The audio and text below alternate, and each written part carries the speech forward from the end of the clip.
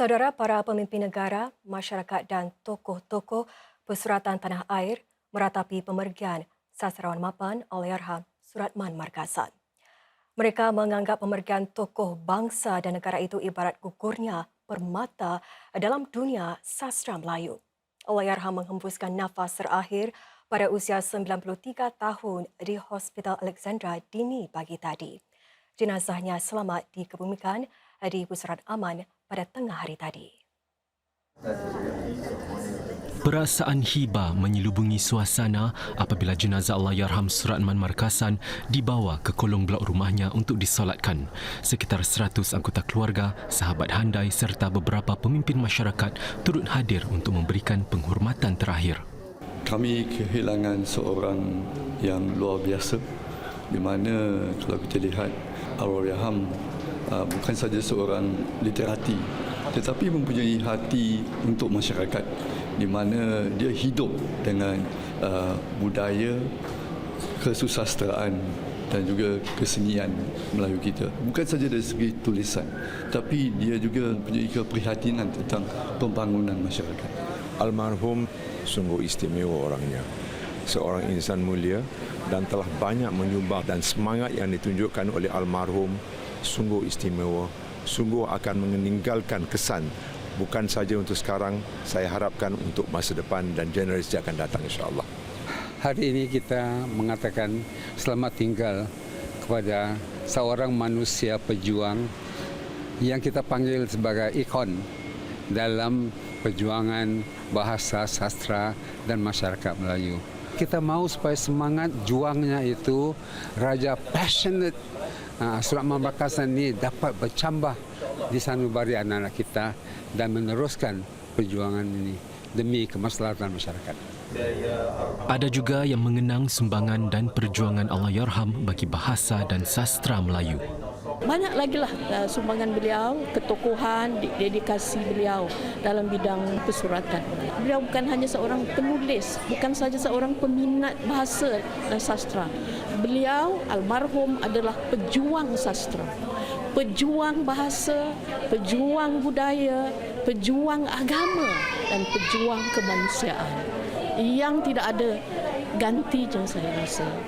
Dan saya harap masyarakat akan terus mendapat motivasi, inspirasi dari sumbangan perjuangan beliau yang hebat itu. Di Pusara Aman pula, hujan renyai mengiringi perjalanan terakhir Allahyarham dan jenazahnya selamat dikebumikan sekitar 12.30 hari tadi. Menurut anaknya, Dr. Suryani Suratman, Allahyarham meninggal dunia di Hospital Alexandra dini pagi tadi akibat komplikasi kesihatan. Allahyarham juga dikatakan sudah lama sakit dan keluar masuk hospital. Rakaman wawancara terakhirnya bersama media iaitu Detik Personality ditangguhkan beberapa kali kerana keadaan kesihatannya yang tidak mengizinkan. Perjalanan panjang Allahyarham Suratman Markasan dalam dunia persuratan tidak ternilai dan dikenang dengan pelbagai pengiktirafan termasuk Anugerah Tun Sri Lanang serta Anugerah Pingat Budaya.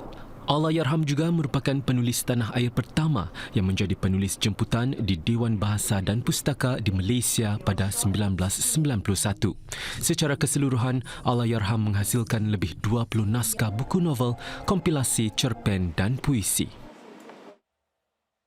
Pemergian Cikgu Suratman Markasan selaku tokoh persuratan serantau mendapat liputan meluas di luar negara seperti di Malaysia hari ini. Di Singapura sendiri, Menteri di Pejabat Perdana Menteri merangkap Menteri Kedua Pendidikan Dr. Muhammad Maliki Osman meratapi berpulangnya Cikgu Suratman Markasan sebagai gugurnya sebutir permata dan satu kehilangan besar bagi rantau ini. Dalam ulasannya pula, Majlis Bahasa Melayu Singapura MBMS menyifatkan Cikgu Suratman Markasan sebagai tokoh yang banyak berbakti kepada kesusasteraan, bahasan dan lanskap budaya Singapura dan pemergiannya suatu kehilangan besar untuk kita.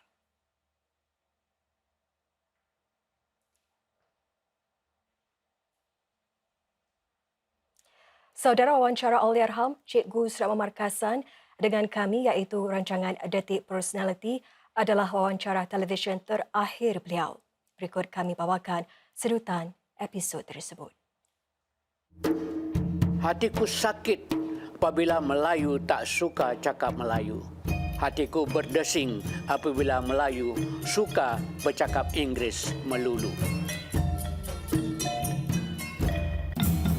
Apa yang membentuk jiwa dan juga intelek cikgu sehingga menjadi sastrawan unggul ini, cikgu? Sebagai seorang, kalau boleh disebut sebagai penulis, sebagai pencinta bahasa, maka saya menganggap bahasa dan sastra itu adalah suatu yang saya sangat sanjung, sangat saya muliakan.